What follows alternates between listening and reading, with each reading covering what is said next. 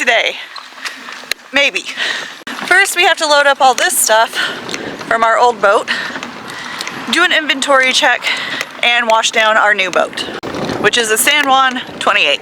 Means it's 28 feet, probably 29-30 from pulpit to the stern, and it was built in 1977 by the Clark Company. We've got our new docking spot, which is in Blaine, Washington, and it fits a 30-foot boat. Whoops, wheel. There is quite a bit of stuff we have to go through. So this is going to take a little bit of time, but it does look like good sailing winds today. So hopefully I can tell you guys a little bit about the boat, the inventory, and the cleaning process, as well as our first experience sailing our new boat.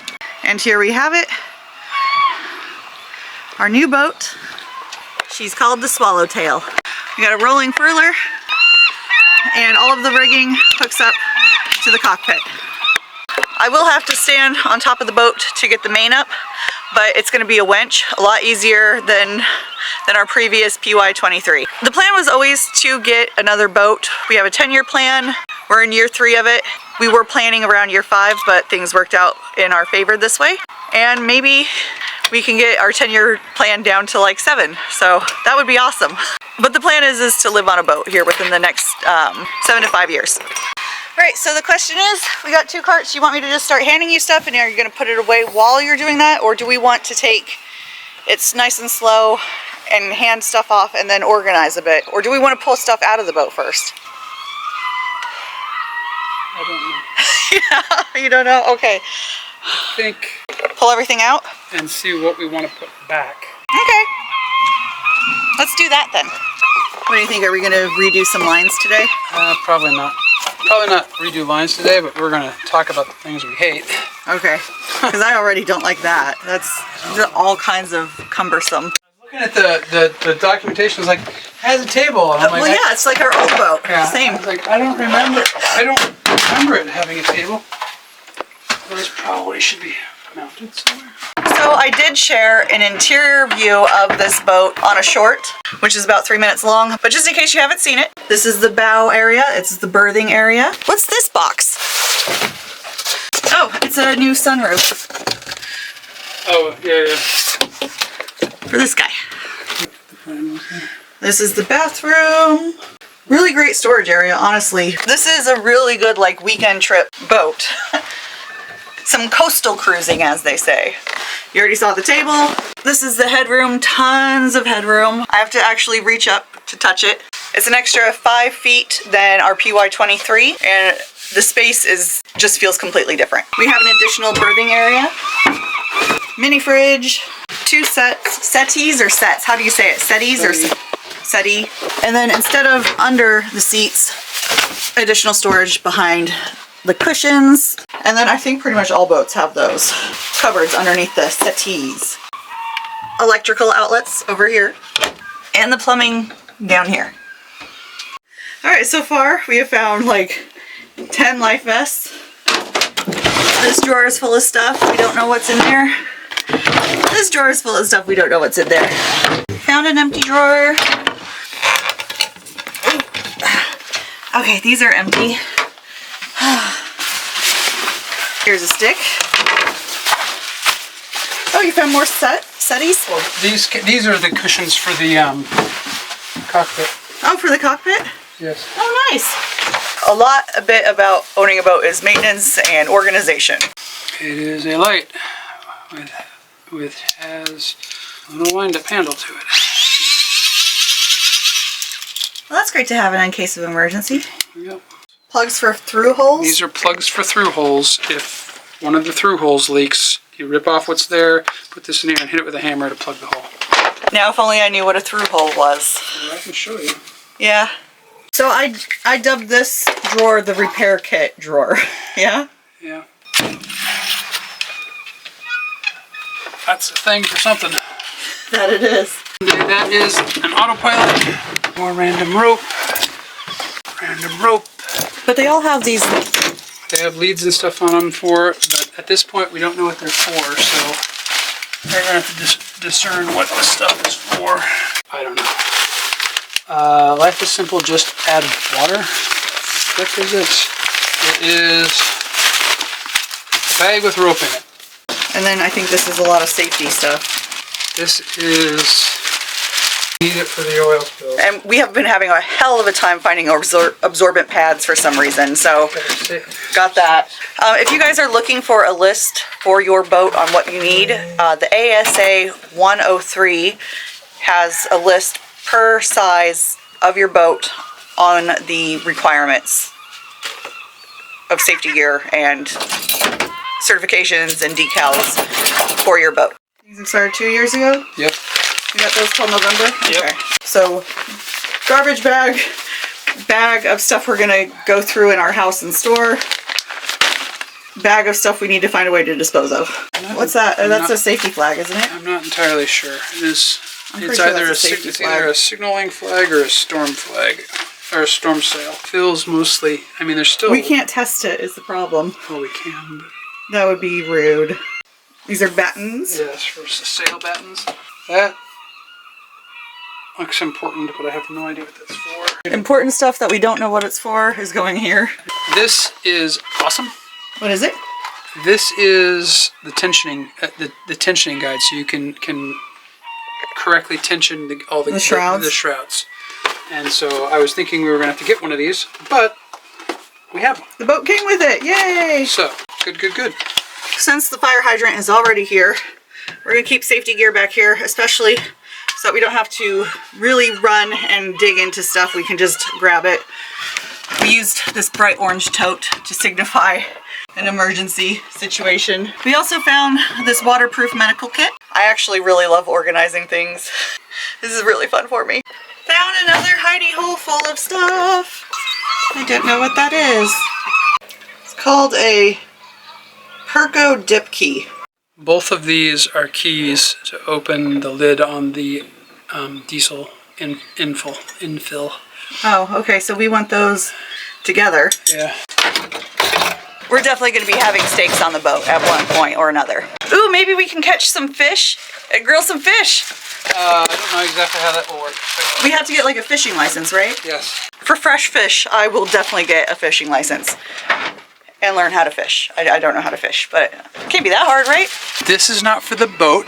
It's for the dinghy. For the dinghy. Yeah, okay. You're not going to be able to move this boat with these. So this boat did come with an inflatable dinghy. He left us an inflatable dinghy. Where is the inflatable dinghy? This is to hang rope. This is to hang rope on. Okay, these are the batteries. Those are the batteries. Got kind of a mess of cables here that needs to be cleaned up. I don't think those cables look messy, honestly. It's this is in the way, and this needs to be in. We need like 2 milk crates. Okay, well we have one. These freaking gulls are loud, man. They're insane. This is a life sling. If someone goes overboard, you can throw this in after them, and it has a plastic sling part that they can put around them, but it's on a long line, and so you can just circle around them. Oh. And eventually it will catch them, and then once they catch it, you can basically stop the boat and just pull them in. Oh, that's so much easier than the drills that we did. Yeah. Reefs? Reefs if we need it. We got this is how much reef we already have, though. Yeah. It's a lot. Yeah, these might be too short. Okay. This is a dry lubricant. Okay. And WD-40 is technically a solvent. Okay. So it's not great for lubrication. Okay, so we have everything put where we want put. For the moment, yes. So now we want to look at rigging and then clean it, and then we'll be done. Yep, clean it up, then we'll be done for the day. Yeah, because it's currently 1:30. We've been at this for a couple hours. It's going to take a couple hours more, and it's just there's not really a lot of wind happening right now. The wind window is kind of gone, and it will definitely be gone by the time we're done with all this. So we're going to do this video in a 2-day scenario, which gives me more time to edit other videos, so perfect for me. So with this Traveler, the problem is that there's too much rope. My problem is also I just would rather get rid of these cleats and do the same system that we have on our old boat. Is that possible with this boat? This isn't really set up for it. The way this cart goes here is not really set up for it, and these just shouldn't be here. So I think once we shorten this, it'll be fine. Because you're going to pull up on these, you're going to pull on the one you want, and then you're going to pull down, and then you're done. Okay, I'm okay with that. Yeah, we just need to shorten this so we don't have all that 10 extra foot of rope that is legit never going to be used. Okay. How long do you think it's going to take us for this whole sailing, lifting the sails thing? 10 minutes. No sails and just clean. Wait, we have to look at the rigging, don't we? Well, I mean... So we just fixed this to be nice and tidy. Yeah. Fine, let's do the sails. Just put it back. Yeah. So as always, like 3 turns around here, right? 3 turns. So, yep. So the sail is free. It's disconnected. It's ready. It's on. The little carts. They all are kind of on here, pretty easy. Oh, I don't even have to stand up here, huh? You have to stand basically here. Oh, that's not horrible. Off of this winch, right? And why are you not going up? Because it's cleated. This is not cleated. Cleated, isn't it? This is the. This is the main halyard. What is that? This one. Doesn't have a label. What is that for? This is the main halyard. I told you it's cleated. Yep. But that's cleated on the jib halyard line. What? Yeah, see, this is, like I said, this is a mess. So in actuality, with this, if we can hit that, yeah, we can get that, so we can... Okay, so that should be always, that line should be on the cleat up here. There we go. Yes. And so... Okay, and then you use the winch. I get it. You don't have to do all the way. I get it. Because now we have to fold this damn sheet back. We're going to put this in here, and we're going to winch it. Yeah. Right. Is that all the way up? It looks all the way up. Yeah, and then I usually cleat it up on the mast, but so now where am I cleating it? Well, right now we're gonna have to cleat it off of one of these because it doesn't really have anywhere else to go.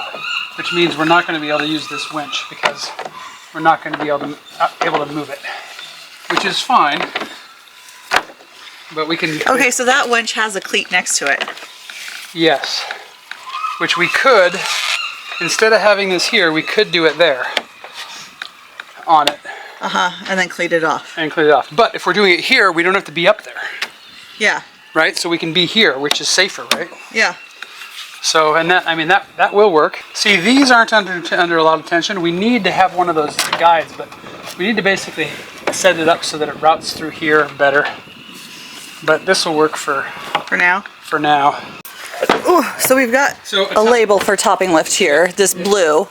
Yes. Blue line. So a topping lift would go from here up and hold the boom up, right? Right. Okay, but see that white springboard thingy? White springboard thingy. Yeah, I think so. You see this? Yeah. This actually keeps the boom up. Yeah. So what's this blue line to? Follow the line. Tell me what it's to. So the blue line is right here. And it goes all the way up. Yep. To what? This. This is the end of the blue line. Pull on the blue line. No. Okay, so we want to bring our labeling machine next time, huh? Apparently we need to label a lot of stuff. So Steven's going to water down and wipe down the boat with the brush. And then we're going to get some bumpers along here, some fenders, so that hopefully we don't bang into the dock with our boat that we have not driven yet and we try and park. I'm going to wipe down inside here.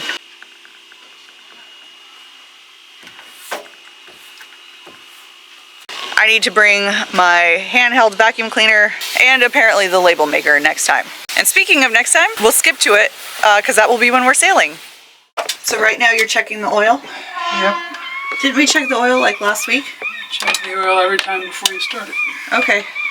It's sailing day! It's 2 p.m. on a Thursday. We're supposed to get 6 to 7 knots of consistent wind with gusts up to 15 knots.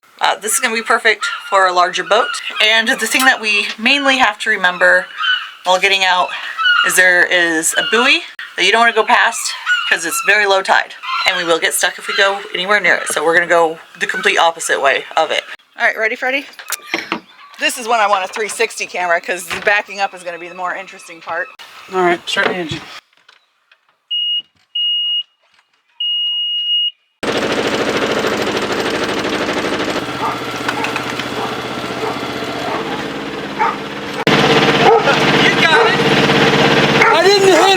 That's all I can say. I did not want to head. Thank you, Sam.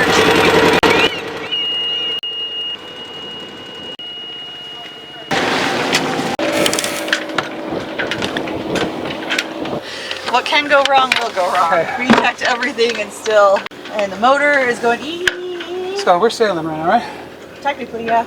Where's the wind coming from? This way. What do we want to do about the motor? Do we want to fuck it with it? Or, because if it goes out while we're, because it just went out, right? Huh? What'd you say? What do you need? The engine is overheated. The engine is overheated? Did we just break the engine? Maybe.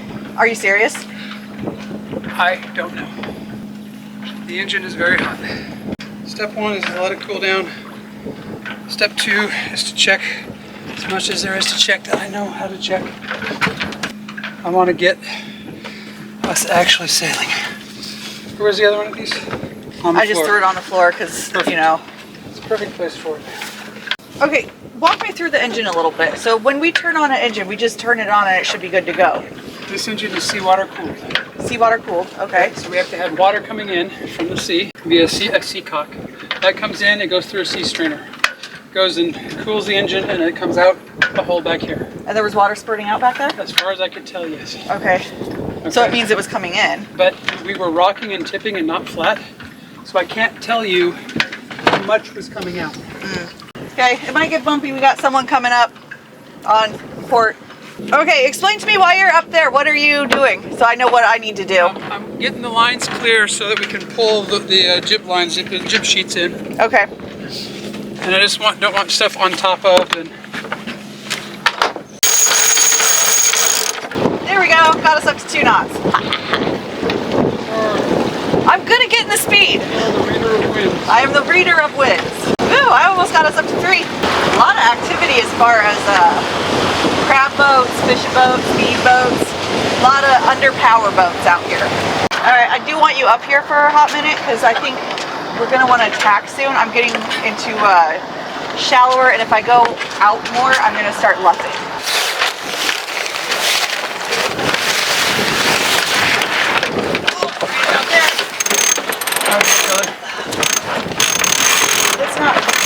It's not rolling up. You gotta still keep tension on it while you pull it. You gotta pull it, help it out. Oh, well, this makes no sense. I didn't get that. I didn't understand that at all. Okay, so we are on the water. It's not going to be that much of a cinematic vlog like I attempt to do on most of my vlogs, is give you guys like 3 minutes of scenery and what I'm seeing from my point of view. It's going to be more documentary style. You know the word I'm trying to say here. Just because we're kind of having a little hiccups. It's our first time on this boat. It's also our first time sailing an inboard motor type boat. There's some pluses and minuses. First off, I know nothing about inboard motors, so I have to learn a little bit about that, just as I was learning about outboard motors. That's fine. The outboard motor information can stick there for when we, you know, have it attached to a dinghy.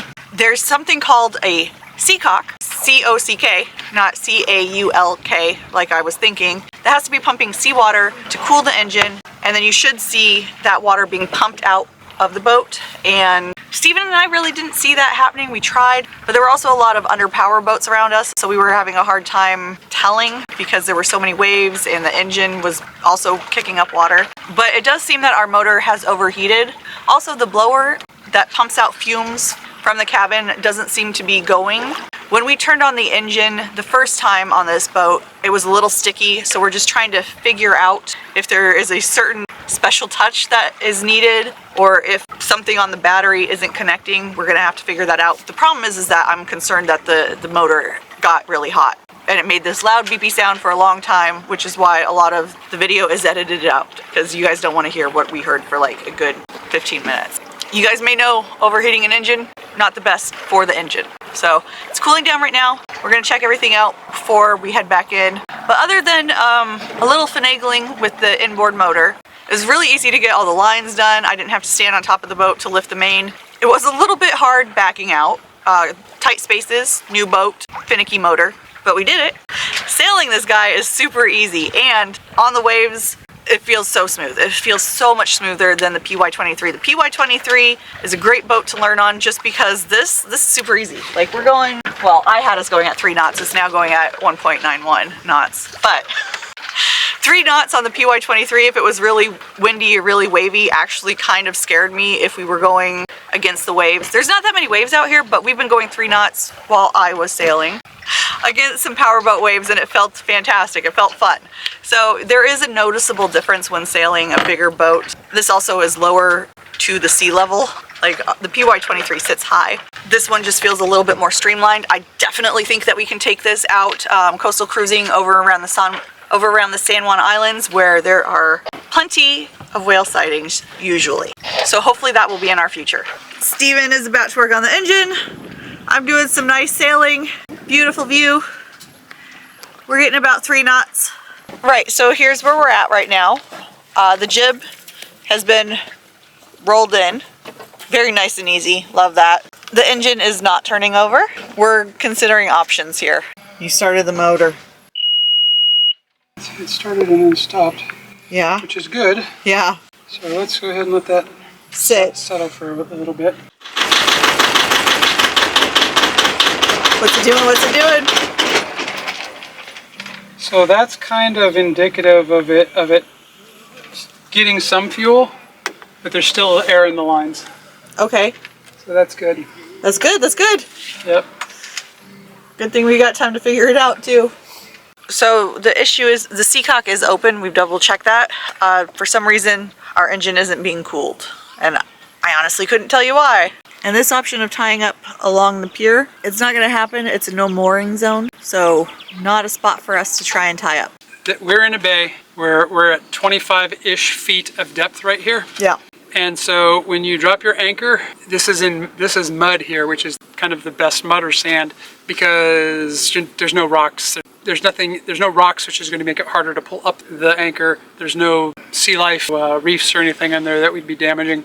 Right. So we drop the anchor in mud. We're 25 foot deep, and you want to let out at least 4 times that amount, if not more, of the rode, the length of the chain and the rope, right? You want 4 times as much out because the anchor is going to catch into the mud and it's going to hold, right? But that length, that scope that you let out, the anchor isn't holding us in place. The anchor is in the ground holding the chain kind of between us, and it's the weight of that chain that is keeping the boat in place. Dream boat Captain Randy.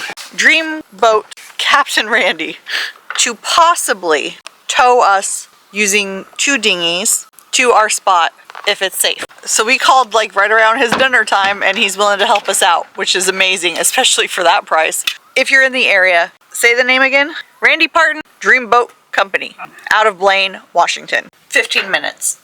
They're here. We're already attached to their dinghy, and we're getting towed to our spot. This is the best case scenario, and it's a good scenario that it's happening because it's an experience that we need with sailing. These kind of things are going to happen. So I'm happy that we know people, and I'm happy that this is happening now, in all honesty, because this is best worst case scenario.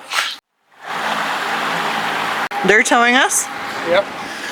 They asked us to steer with the tiller. Yep. We're basically, I'm pointing our nose right at their butt.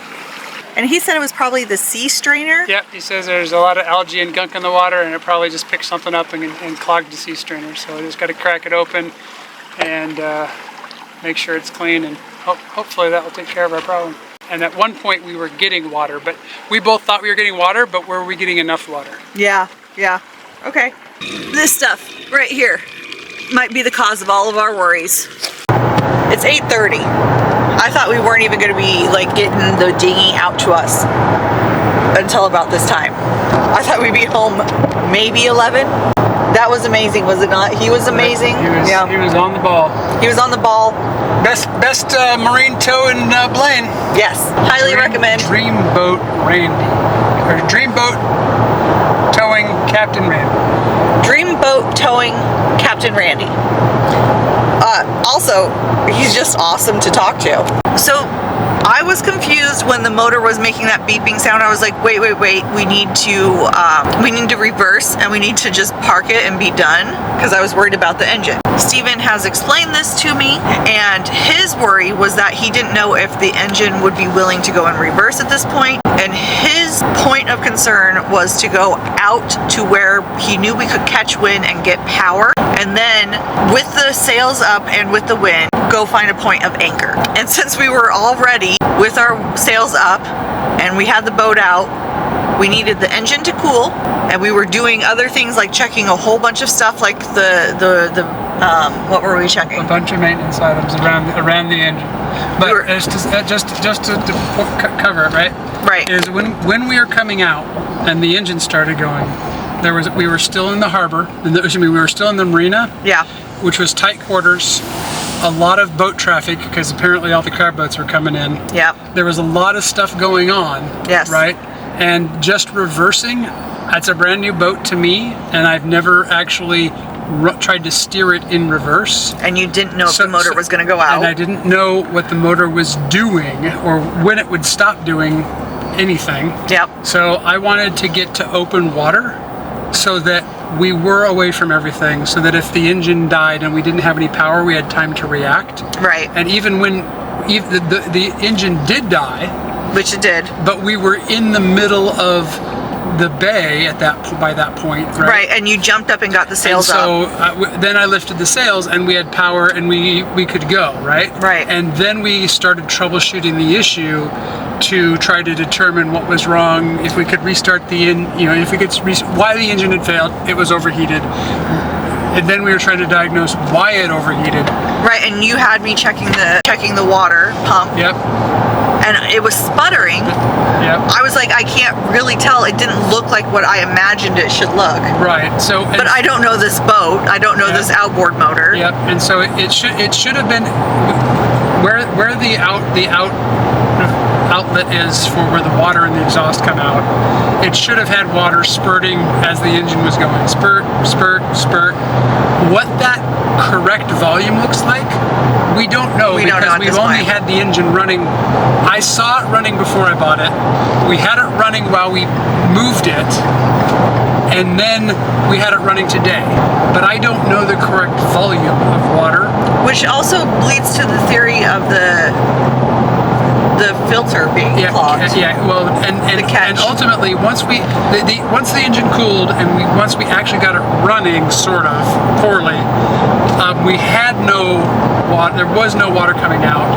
So again, and Captain Randy said it might just be a problem with the sea strainer being clogged with algae and marine life. Yeah. So that may or may not have. I mean, it overheated. We don't know it. It overheated. There could be a ton of things. Well, that may have been the root cause. Right. But we don't know the damage that occurred because of it, and we also don't know if just clearing the sea strainer, if that is the issue, if that resolves everything else. So there's a lot of questions. We may or may not deal with that tomorrow. If we don't deal with it tomorrow, it'll be next weekend. Next weekend. Yay. But I think the main takeaway is that I did all the sailing today. You did, and you did a wonderful job. And I caught the boat perfectly. You did. And I didn't freak out during any of it, did I? You were awesome. This is what happens when your partner catches pneumonia in the middle of Scotland and you have to take a fucking helicopter. That's a different story that I'm still working on. You guys will see that video eventually. That's just the voiceover.